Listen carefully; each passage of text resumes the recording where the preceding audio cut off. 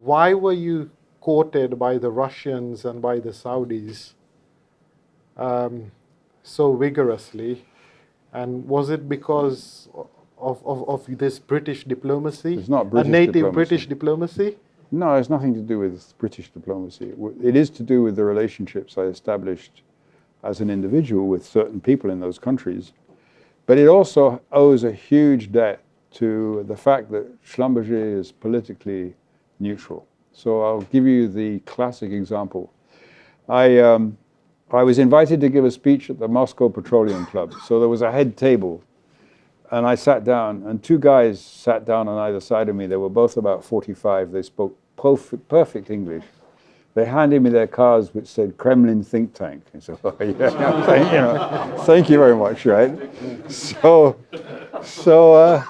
after a while, one of them says to me, if Schlumberger has a problem in Russia, which government will defend you? I said, what do you mean? He said, well, will the American government defend you? I said, no. He said, will the French government defend you? I said, no. He said, well, which government would defend you? So Schlumberger is registered in Curacao. So I said, the government of the Netherlands Antilles. And they looked at each other and said, this is very good. So actually, the political neutrality of Schlumberger is extremely valuable. Right. Because they don't feel, if it's an Exxon or a Total or a BP, Yeah. they feel that there is some government involvement somewhere. Yeah. Whereas with Schlumberger, they know there's not. Okay. But you also alluded to the fact that there's also got something to do with how you strike relationships and what your view of relationships with parties are. Well, firstly, it goes back to everything I said about the way I was educated to treat everybody as the same. And secondly, I think, I did take a tremendous personal interest in the way that countries or national companies were developing. And actually, though it wasn't entirely my decision, creating a research center in Dhahran, which is the first research center by a foreign-owned oil company or service company in the Kingdom of Saudi Arabia, had a huge effect on the relationship between myself and the minister. And, I'm talking about Ali Naimi, and we still are. He made me go on the board of King Abdullah's University for Science and Technology because he thinks I'm some sort of R&D person, which I'm not, And the same thing in Russia. In Russia we was an absolute gold mine from an R&D perspective, because we sent a couple of scientists just to prospect for a few years, and they found these nuggets of knowledge in Russia, in remote laboratories, not in Moscow, but way out in Siberia.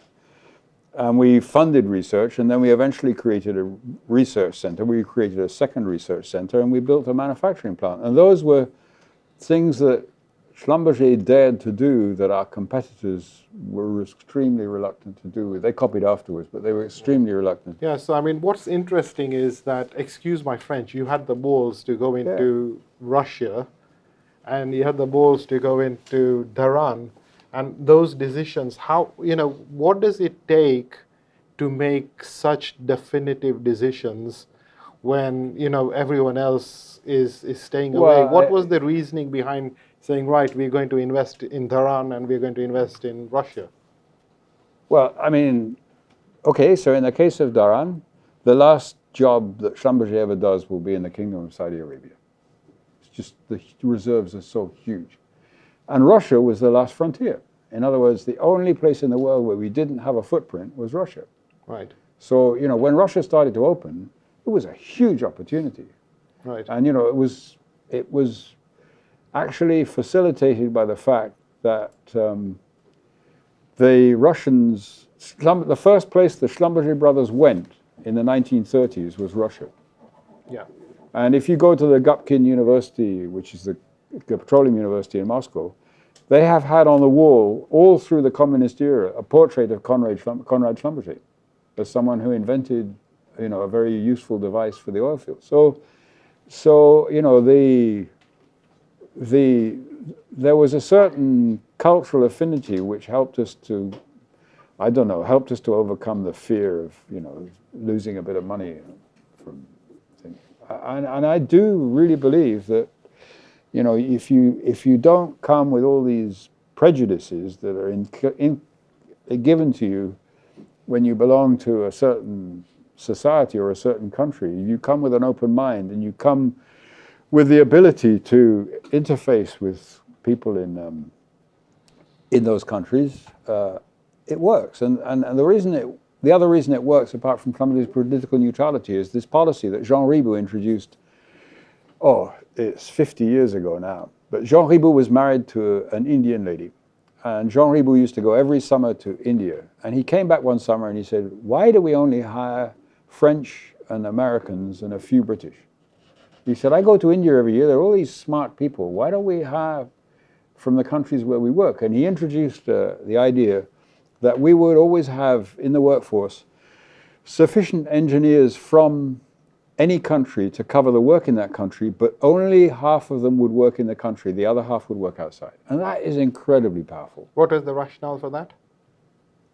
That no culture has a monopoly on intellect.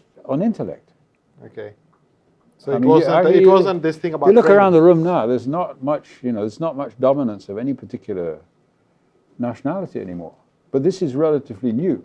Right. And when Ribot started it, it was really, really new. And actually, it took a long time. It took 30 years to work people through the system to the point where any nationality could aspire to be at the top of the company. Okay. But that facilitated hugely the ability to interact with other. We had a Brazilian guy. I sent him to Brazil to be manager of Brazil. He'd never worked in Brazil. He worked in the North Sea, he worked in Africa, he'd never worked in Brazil. He went there and the head of Petrobras said to me, where did you find this guy? Yeah. I said, well, we've been training him for 15 years, He said, he's unbelievable. He's so much better than the Brazilians that they train at home, Yeah. So that when you talk about facilitating an entry into another place, that mindset really helps.